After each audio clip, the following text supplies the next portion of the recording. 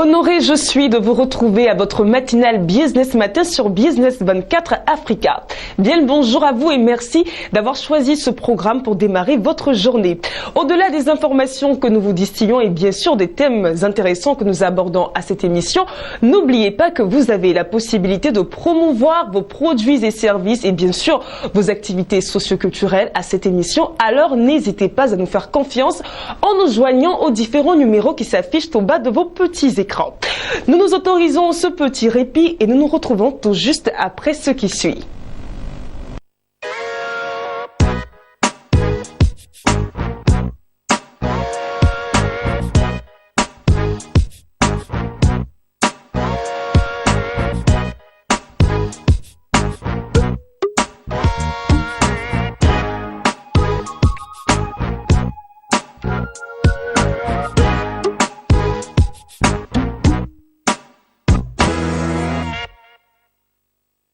Nous démarrons cette émission par les faits insolites en rapport avec l'économie ou encore les chiffres ou les affaires. Et pour en parler, nous avons sur ce plateau Monsieur Manassé Kofi qui est journaliste. Bonjour. Bonjour. Comment allez-vous? Ça va très bien, chez vous? Ça va très bien. Alors, comme je l'ai dit, nous parlons donc de faits insolites. Nous allons démarrer par un classement Forbes des hommes les plus fortunés du monde. Ça, c'est peut-être pas insolite, mais quand même, les chiffres vont nous faire vibrer, n'est-ce pas? Effectivement. Voilà, dans le monde vraiment des milliardaires, nous avons vu véritablement un nombre accru de milliardaires ces dernières années, oui, avec le célèbre Bill Gates qui a augmenté son capital, qui est passé de plus de 3,2 milliards. De dollars? De dollars, s'il vous plaît. Et donc c'est l'augmentation de 3,2 milliards de dollars. Et sur son capital. Sur son capital. Personnel, enfin, sur sa fortune personnelle. Sa fortune personnelle, très désormais à 79,20 milliards de dollars. Waouh, ça fait vibrer. Donc juste après, nous avons le Mexicain, Carlos Slim, voilà, qui intervient dans le monde des télécoms. Voilà, et ensuite Warren Buffett, l'Américain. Et donc en 10e position, nous avons la Française Liliane Bettencourt.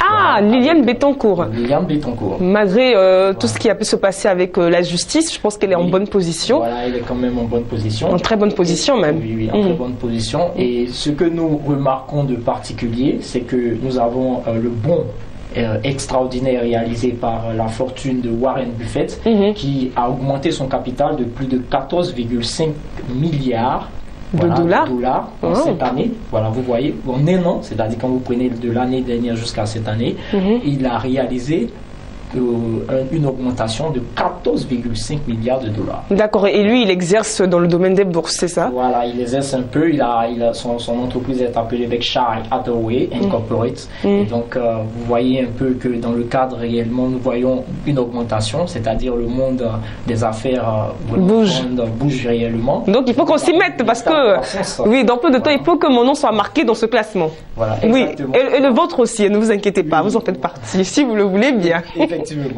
Très bien, on passe à un autre fait. Nous parlons à présent restauration.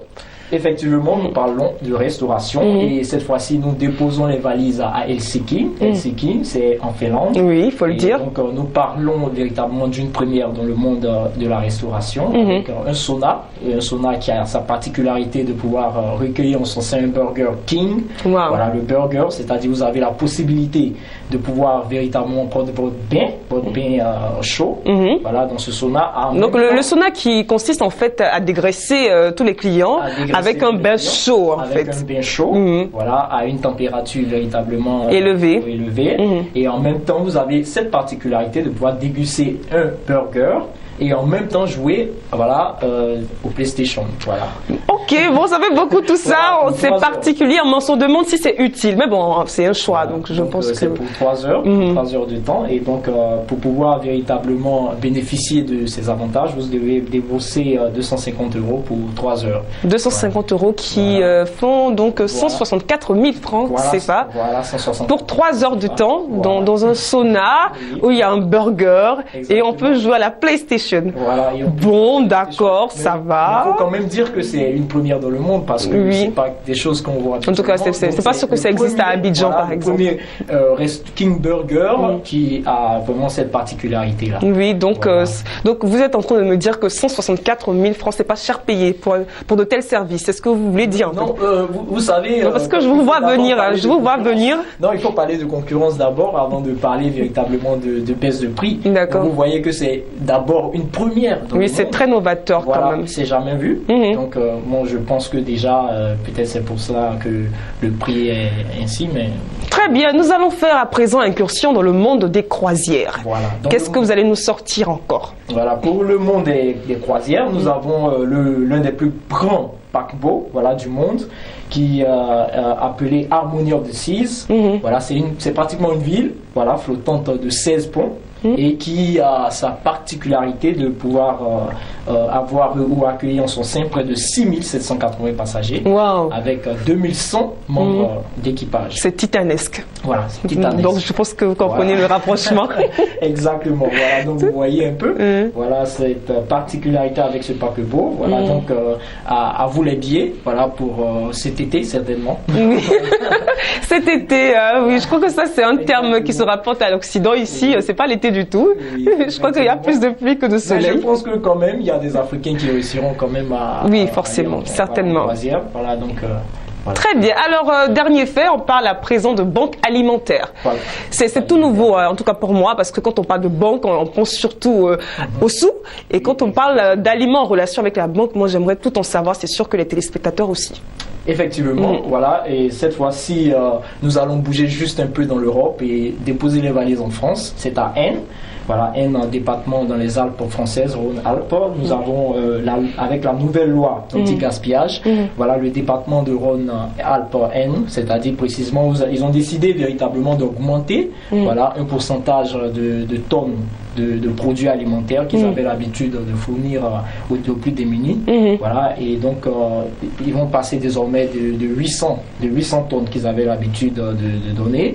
Voilà, ils comptent augmenter le capital avec cette loi anti-gaspillage, de plus de 300 tonnes. Donc, si je comprends bien, c'est le surplus des aliments consommés donc par les citoyens qui est reversé en fait aux démunis. Aux démunis et dans un espace un peu de date limite de consommation de 48 heures, voilà, pour ces démunis, ces personnes-là, pour pouvoir véritablement s'alimenter. C'est vraiment une machine qui tourne sans s'arrêter parce qu'il faut veiller à ce que les aliments qui sont redistribués ne sont pas périmés. Exactement, mais quand même, c'est quand même à saluer parce que c'est pas des aliments aussi qui sont déjà avariés, qui sont donnés à ces populations-là. Donc c'est quand même à saluer. Donc c'est une banque alimentaire qui existe dans ce département et qui permet véritablement à tous ces démunis-là de pouvoir véritablement bénéficier du surplus alimentaire des populations.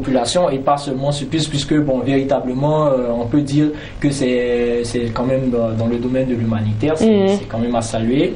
Et donc cela vraiment est à saluer pour le département de cette région Auvergne-Rhône-Alpes. Donc c'est plus de 300 tonnes d'augmentation.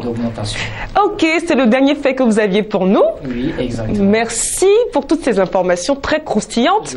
On a beaucoup appris avec vous, des chiffres qui donnent froid dans le dos, des informations aussi qui font vibrer la fibre humanitaire en nous. Exactement. Merci, on a fait... Moi, j'aimerais quand même que ce genre de choses soit appelé un peu à l'initiative des Africains pour véritablement mettre en œuvre ce genre de choses, des banques alimentaires qui permettront aux populations de pouvoir véritablement, aux populations les plus nécessiteuses, de pouvoir bénéficier un peu des surplus alimentaires des plus aisés. Et cela quand même est une œuvre humanitaire vraiment à saluer. Moi je pense que c'est des choses à encourager ici en Afrique, étant donné que nous les Africains n'avons pas véritablement tous les moyens comme les Occidentaux. Autosuffisance alimentaire, non, pas encore, on n'y est pas. Donc effectivement, vous faites bien de saluer ce genre d'initiative. Merci à vous, Monsieur Manassé Kofi, qui est journaliste. Avec vous, nous avons relevé des faits insolites en rapport avec l'économie, en rapport avec les chiffres, en rapport avec les milliards qui nous intéressent particulièrement. Merci, merci encore à vous. Voilà, c'est à vous le merci. Merci. Nous allons tout de suite aborder la deuxième phase de cette émission. On se retrouve tout juste après ce qui suit.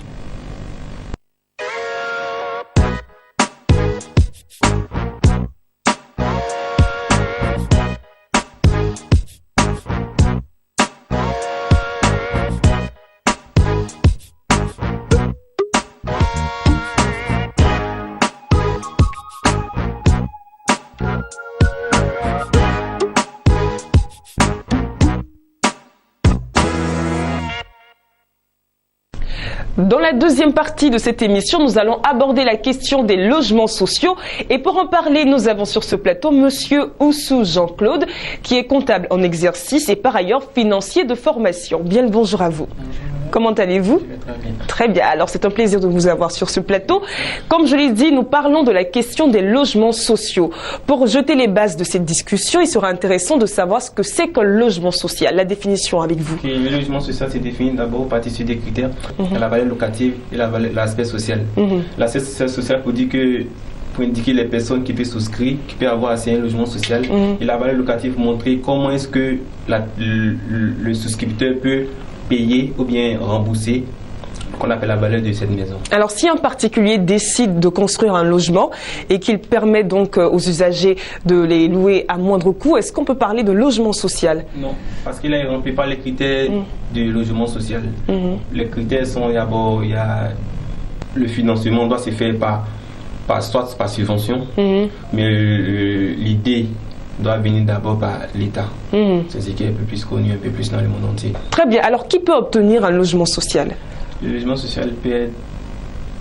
toute personne peut avoir accès à un logement social, mais il est plus indiqué que pour permettre aux couches plus défavorisées, le label est mis en place pour que ces personnes les plus défavorisées puissent avoir accès à ce logement-là. Je vous dis que ceux qui sont un peu plus aisés ont déjà des maisons, mais si l'État a misé plus à l'aspect social, c'est pour faire ressortir les couches les plus défavorisées. Très bien. Alors, qui peut construire un logement social? Qui peut financer la construction d'un logement social? Le financement peut se faire par fonds propres, soit remplir les critères de souscription, et puis les banques peuvent financer, l'État également peut financer.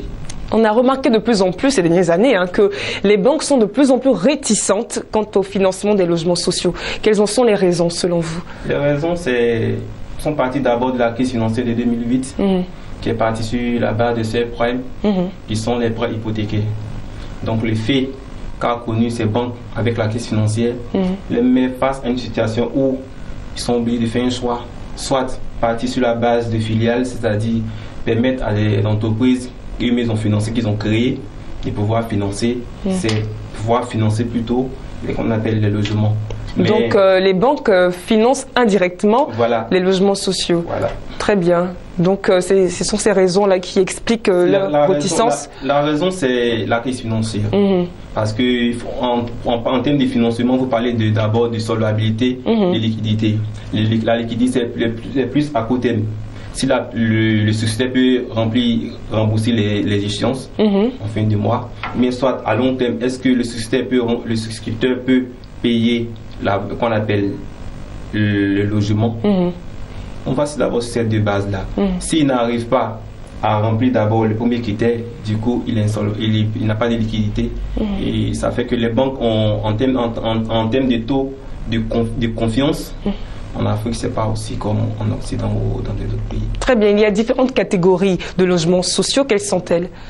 Les différentes catégories de logements, il y en a 3. Il y a le logement social pour les couches défavorisées. Il y a le logement économique pour ceux qui sont un peu plus. Il y a les logements de haut standing pour les personnes les plus aisées. Très bien. Quelle est la différence, ou du moins, quelles sont les différences entre ces 3 catégories de logements sociaux? Alors, la différence se situe au niveau des coûts d'acquisition de ces logements. D'accord. Pour le logement social, la valeur du coût d'acquisition de ce logement est entre 5 à 10 millions. Et pour les logements économiques, de 10 millions à 20 millions. Et puis au-delà des 20 millions, ce sont les logements au standing. Très bien. Alors pour le citoyen lambda, quel est l'avantage d'avoir accès à un logement social? L'avantage est que au niveau du loyer, parce que c'est cet aspect qu'on parle du logement social, parce que là on fait ressortir l'aspect locatif, le coût, le loyer que doit payer normalement le citoyen est en deçà de la normale. Exactement. Voilà, donc du coup, il y a ce petit côté-là où il y a un gain. Il n'est pas si petit, je pense que c'est vraiment très avantageux parce que les gens se plaignent de plus en plus du coût élevé donc des locations de maisons. Donc si on a la possibilité d'avoir un loyer peu cher, On dit alléluia, n'est-ce pas? Oui. Très bien. Il y a aussi d'autres avantages. Il y a le fait qu'on puisse acquérir définitivement le logement, oui. Puis ça vient qu'on en quelque sorte sur le plan de bénéfique aux enfants, aux héritiers, pour un acte notarié, parce que tu rentres dans les critères de souscription. Il faut connaître un peu plus ou moins les personnes qui seront les descendants du souscripteur. Là, on va parler des héritages. D'accord. Aussi, le souscripteur n'est plus. Les enfants peuvent bénéficier de cette maison. Alors, comment constituer une demande de souscription à un logement social? Pour les conditions, c'est très simple. D'abord, il faut se rendre au centre qu'on appelle au CEFAL. Au CEFAL pour la Côte d'Ivoire, mais je veux dire en général. Quels sont les... soit l'agent immobilier, voilà, payer, remplir le dossier de souscription, payer en question une partie de la valeur locative, de la valeur de la maison. Alors, comment constituer une demande de souscription à un logement social? Pour constituer une demande de souscription à un logement social, d'abord, il faut se rendre sur l'agent immobilier agréé par le gouvernement. C'est la condition qu'il faut vérifier pour ne pas se faire gruger, on peut dire. Justement, j'allais en parler. On a vraiment suivi des cas de désagrément connus par les souscripteurs parce qu'ils ont eu affaire à des agences immobilières fictives. Justement, comment s'assurer de l'authenticité de l'agence immobilière que nous avons en face de nous? D'accord. Tu as la possibilité de constituer la liste des agents immobiliers agréés par l'État. C'est une plateforme bien définie. Et puis, après, ça va constituer, payer les frais des dossiers. Très bien. Et puis, verser un montant de moins 10% de la valeur du bâtiment. Donc, quand on a un petit doute, il est important de se renseigner davantage sur l'agence immobilière. Très bien. Alors, je pense que nous avons fait le tour de la question. Un dernier mot à l'endroit de nos téléspectateurs concernant les logements sociaux. D'accord. Pour quelques conseils, il faut d'abord vérifier. Avant d'aller souscrire, il faut vérifier d'abord si l'agent immobilier est agréé par le gouvernement. Maintenant aussi, il faut souscrire parce que dans l'avenir, tu peux devenir propriétaire d'une maison où tes enfants peuvent bénéficier. C'est une garantie pour les enfants. Très bien. Très bien. Merci beaucoup à vous, monsieur Oussou Jean-Claude, d'être passé sur notre plateau. Je rappelle que vous êtes comptable en exercice et par ailleurs financier de formation. Merci encore à vous. Merci à vous, très chers téléspectateurs, de nous avoir suivis. Je rappelle que vous avez la possibilité de faire la promotion de vos produits et services, de vos prestations de services et de vos événements de tout genre à cette émission en nous joignant aux différents contacts laissés au bas de vos petits écrans. Bonne suite de programmes sur Business 24 Africa. Au revoir.